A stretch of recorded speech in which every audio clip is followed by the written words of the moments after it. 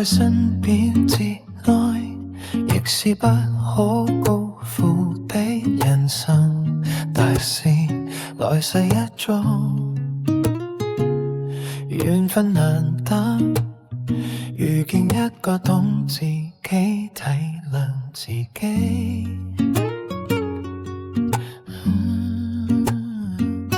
走進內心深處的人，是幾世受來的福分。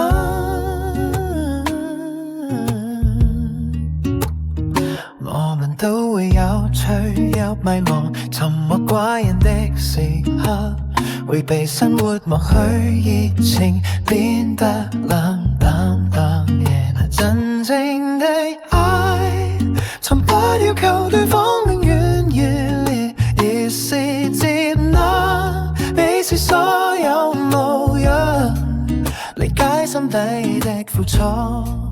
撫平藏起來的傷痕，懂得珍惜眼前人，用心呵護這份真情。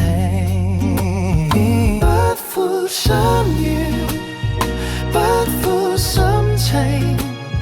便是對人生最好的回應。與此同時，好好生活，善待自己，同樣是人生大事。生活總不會永遠一帆風順，總有坎坷與疲憊，